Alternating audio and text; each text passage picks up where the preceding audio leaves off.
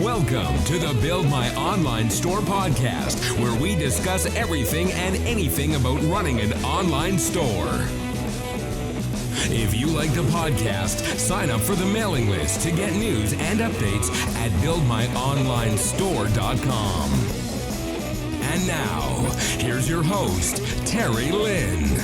Welcome to the second episode of the Build My Online Store podcast. I'm your host, Terry Lynn, and today I'm with Amy Jolly at Sunday's Best, where we're going to learn about combining football and fashion. What's up, Amy? Hey, not too much. Excited to be here and to be talking to you this morning. How are you doing? Not bad. And you're based in Denver, right? Yep, I'm in Denver, and my twin sister and co-founder of Sunday's Best Co. is in Minneapolis, Minnesota. Can you give us a quick background about how you came up with this idea and what's the story behind it? Yeah, absolutely. So my sister and I grew up in Green Bay, Wisconsin, home of the Packers. We grew up actually right across the street from Lambeau Field.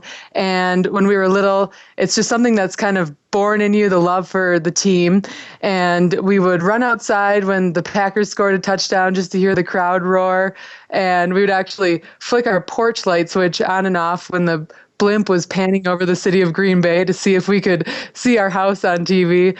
So it's something that we've been really passionate about since we were little, and certainly the people of Green Bay, Wisconsin are very passionate about. Looking back to the city of Green Bay and our experience there, it's just such a wonderful place to grow up, and that's been something that has stayed with us throughout our moves away, and we love going back for Packer games and seeing the old town. As for the company, it actually started, we were both headed to Dallas last year for Super Bowl XLV when the Packers were facing the Steelers. And we didn't have tickets, but we just wanted to be there for the team, which also shows how ridiculous Packers fans are. So we just went there to go to a bar, which is funny because we could have done that here. But we wanted new outfits to wear because we were spending money on tickets and we wanted to look great. And we couldn't find anything that we wanted. And we were actually willing to spend really whatever it took to get a great new shirt. And we couldn't find anything that really appealed to us at the time. So we thought, you know what? I just want a Packers shirt that says Green Bay across it, and it's a great fit. Or I want something that looks like a Wisconsin with a heart over the city of Green Bay.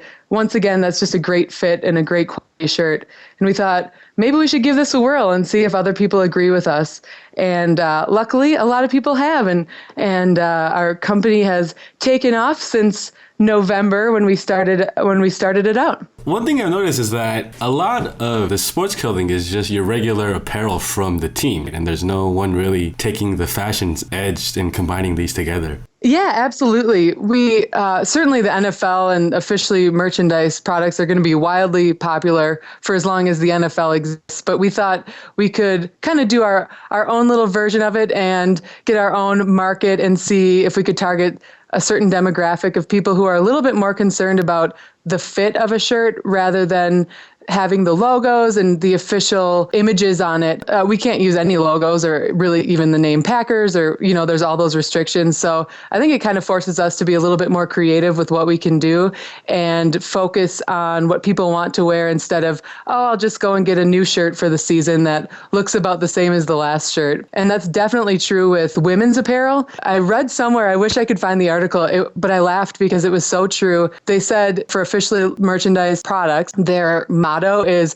shrink it and pink it for women. So they just take a man's shirt, they make it shorter for some reason I've never understood, make it shorter and boxier, and then they add pink glitter to it. And that's just couldn't be further away from Emily and my style and wants as something to wear to a game. So I think we're bringing a new edge to apparel, and hopefully we'll be able to expand to other teams as time goes on, and if we keep continuing to have success. Has Green Bay given you guys any trouble with using their team's idea, or have you run into any problems? Yeah, you'd be surprised at actually the amount of things we can't use. A lot of people think, oh, why don't you just throw the word Packers on there? But we obviously could never do that. We can't use Lambeau, even Titletown and Cheesehead are trademarked. I'm not sure if you're familiar with these terms as perhaps a non-Packer fan, but they're pretty big terms over in Green Bay, and we try to keep it really simple. One of our best sellers is we made a raglan, so kind of a loose baggy sweatshirt for women with the state of Wisconsin stamped and a heart over the city of Green Bay. And that is something we could never get in trouble for. So we always try to think of ideas like that where we don't have to look over our shoulder and think, are we making someone mad? Is this a reason that someone wants to come after us and tell us to stop printing our shirts? For the design of the shirts, who comes up with the ideas and how do you guys get it onto an actual shirt? Yeah, my sister and I brainstorm ideas. We had so many before we started and launched in November, and we dwindled them down to our favorites because we can't afford to do all of them, which would be a lot of fun as well. But we design a horrible, ugly sketch, and then we give it to our designer, Clarissa, who is wonderful, Clarissa Hernandez, and she makes it beautiful and throws in some extra ideas. And so she kind of gives us different outlooks on it just to make the design as beautiful as possible and a new eye on the design. And our shirts always come out beautiful from her. We actually commissioned a new designer as well this year, Nate, and he is from Green Bay. So we thought that was cool too, because he's a male designer who can give a different perspective.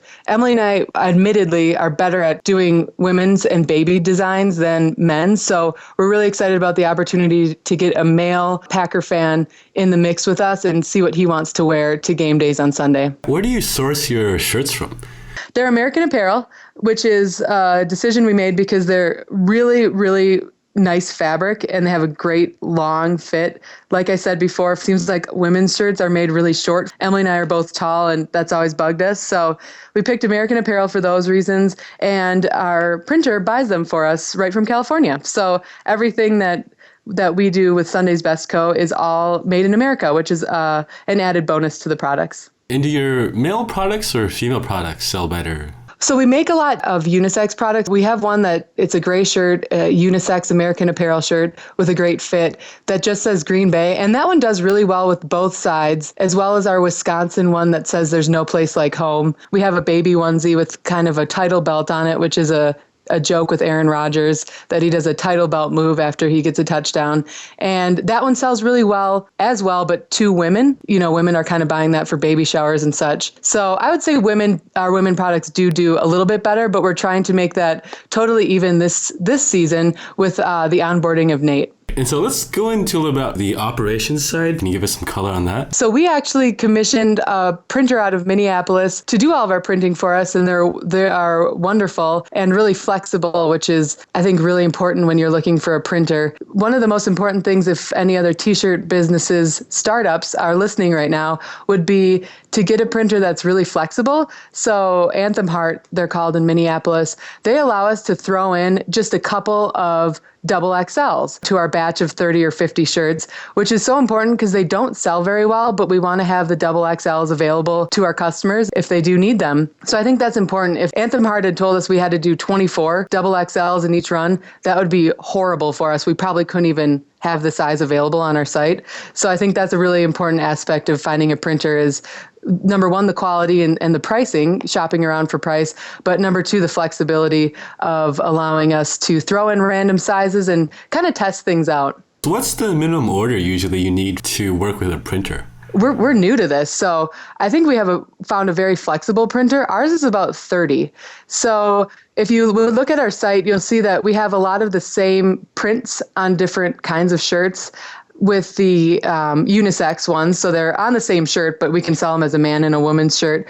So they let us throw in all different sizes. And even with our latest print of the Wisconsin Heart pullover, they let us try out printing that on a t-shirt. So we did a tiny run of those t-shirts to see if they would be successful.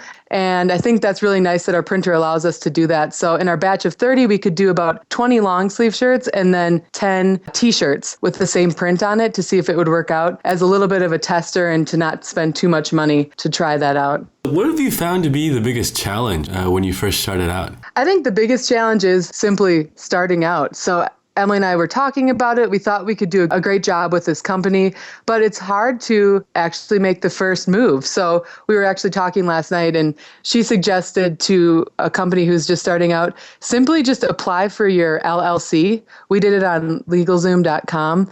And that means you're putting some money towards your company and you're confirming that this is something that you really want to do. It's not too expensive and it's really easy. So buying Sunday's Best LLC in the state of Minnesota was our first move to starting the company. And I think that's a great first move for anybody, certainly legal wise, and just to assert, okay, this is something I'm going to do. I put money towards it and let's move on and build the website.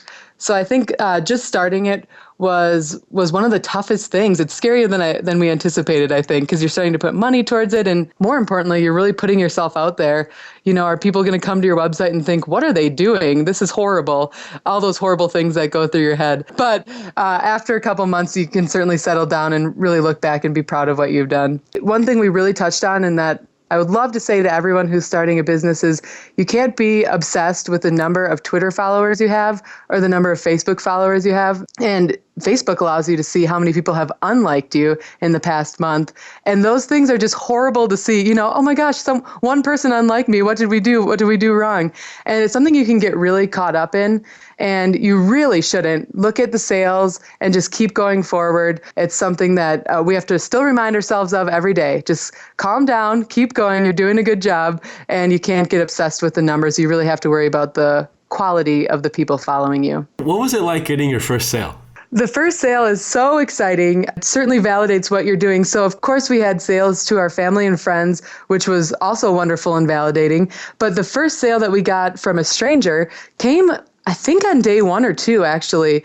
And it was a woman in California who bought our pullover, our most popular item. And I called Emily and I said, do you know this girl? And she said, no, do you know her? So we looked her up on Facebook, which is hilarious. Kind of the funny things you do when you're first starting out. We didn't have any mutual friends with her. So we thought, oh my gosh, this woman found us organically and wanted to purchase our product. Someone who doesn't know us believes in us over in California. We were so excited to send that order out. And then going off of that, we've obviously had lots of stranger orders since then. But one guy took a picture of himself in his shirt and tweeted it at us. And that was just one of the most exciting moments too. One of the best mentions on Twitter ever for Sunday's Best Co. was the first time someone tweeted a picture of themselves in their Sunday's Best shirt enjoying the game. How do you market Sunday's Best? What are the main channels you use? So when you start out on Shopify, you get Google AdWords. Emily's thing, she's in the advertising and marketing field, so she understands those things a little bit better.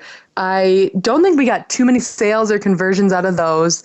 We did Facebook ads, which is a pay per click. Twitter is a lot of fun. I think Twitter is fun because people will follow you on Twitter on a whim, but on Facebook, people really think if they want to like you or not. I think Facebook's a little bit more personal to people where they don't want to feel like, oh, I like Sunday's Best, but I just don't want to like them on Facebook because wonder if they post 4 times a day and it's stuff I don't care about. So Facebook's actually been a little bit tougher than I thought. I thought Facebook would kind of be our bread and butter. Hey, that's something I see too when I think about liking something. Will this person send me ads of their business? Do I really want to see that? Do I unsubscribe or what do I do after? Yep. I think that's why Twitter and Pinterest are just better avenues for us because people follow your boards on Pinterest very easily without worrying about spam. It's just a better area to put our products up. And I think AJ had a great point about Pinterest. He said that Facebook and Twitter, you'll get a spike in traffic after you post perhaps an image of a new product. But in Pinterest, it's actually got great momentum. And I thought he just made such a great point about that. So how do you guys use Pinterest? Do you just post pictures of your shirts? Are you doing a more proactive role, or can you go into detail about that? We have a board of our shirts where you can repin the images of our shirts, which is obviously the number one thing we want you to do there.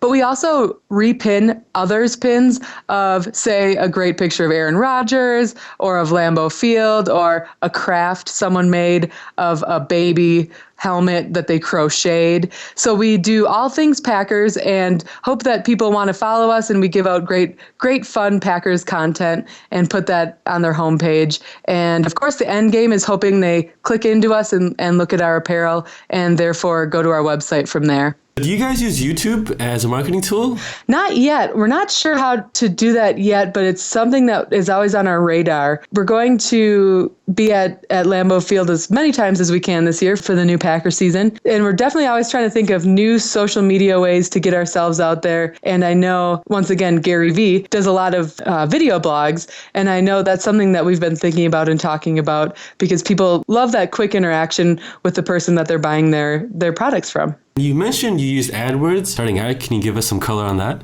Ooh, yes. I'm a novice. So this will be a novice talking about AdWords. Hopefully there are other novices listening out there. You need to choose the perfect words to select for AdWords. For example, if we selected Packers t-shirt, that probably wouldn't have done us too much good because there's too many high-ranked websites like the official merchandise that have Packers t-shirt as their words to get to your site. It's kind of like a game. You need to figure out what you can put in AdWords in order to get people to your site. So I think some of the things we went with were Wisconsin heart shirt, things like that, where it's a little bit more unique to us, hoping that people are Googling that after seeing it somewhere and will get to our site that way. One thing I found is that AdWords is getting expensive. Yeah, the money drains so fast. So they give you that free $100 and you think you've won the lottery and then it's gone in 5 days.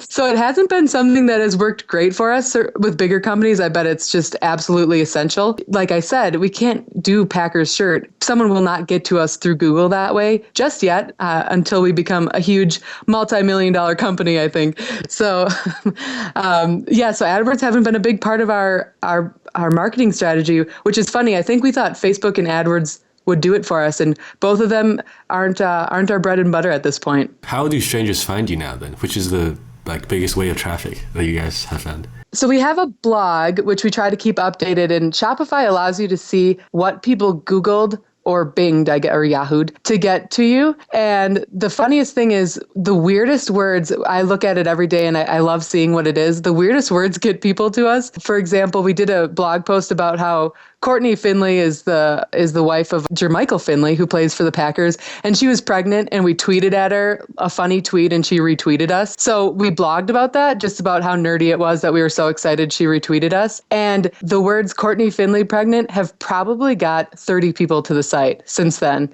It's so funny. So we found those words weren't being blogged about a lot, but people were interested in it, and that actually got us to the site. Otherwise, people have been getting to the site finally just by Googling Sunday's Best, which was not something that happened in the beginning because we weren't high enough ranking in Google. And that Shopify blog post that we did gave us great visibility within Google and search engines, which has been wonderful. And so on the blog post, I see there's Wisconsin in a nutshell, and there's a picture. Do you remember what's in that?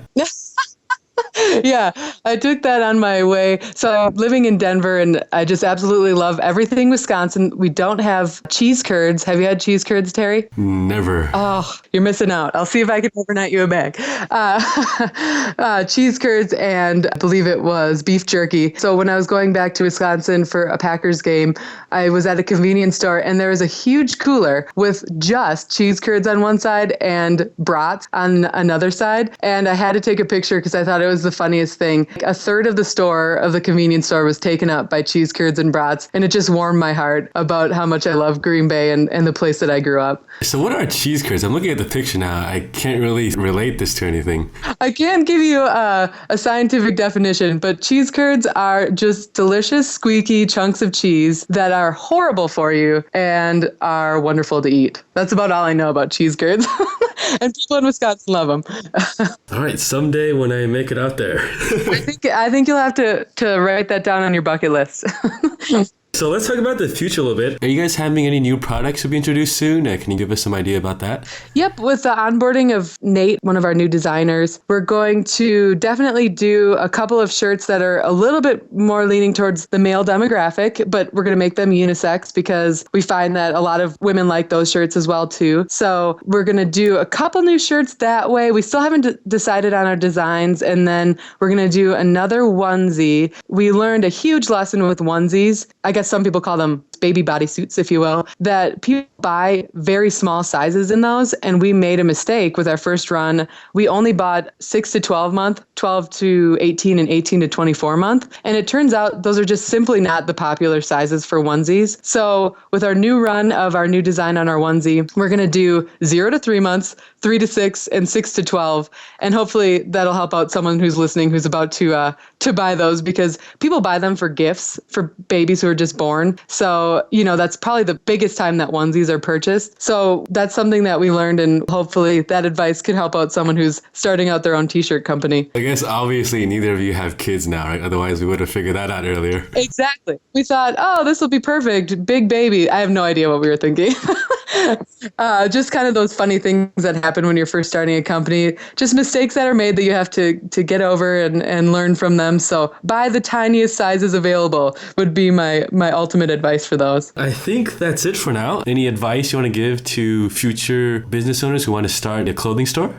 Yeah, absolutely. I think one of the most important things you can do as a small business to set yourself apart is just to make a great impression upon them coming to your site. So we did a lot to make our site as beautiful as possible. And secondly, when they do order, we want to make sure they have a great experience with Sunday's Best. So Emily does all the grunt work actually over in Minneapolis. She's got all of our inventory in her apartment. She actually steams every shirt before we send it out. She folds it, and then we add in a handwritten note to all of our orders. And I think that's just a great, easy, and free way to make sure that people think that their experience with Sunday's Best Co. was a wonderful one and they want to do it again in the future and repurchase. So I think that's a huge thing. And secondly, we commented on this in our blog recently that we added a comments box, which Shopify does automatically for you. When someone's putting that they want a small shirt of X, Y, and Z, they can also do a comments box. And we recently changed that to say, tell us your story of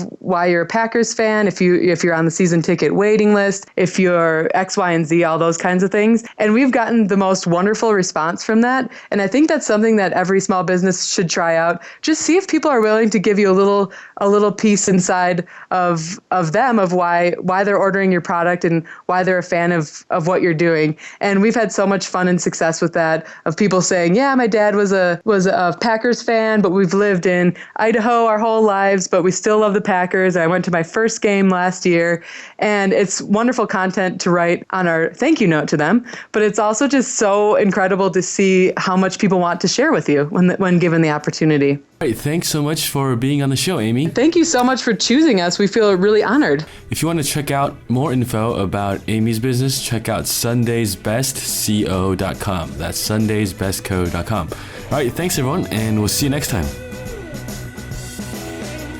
To get more information about running an online store, visit our website at buildmyonlinestore.com. There, you'll find articles, case studies, and tools to help you run a successful online store. Remember to sign up for our mailing list to get news and updates delivered right to your inbox. Thank you for listening to this episode of the Build My Online Store podcast.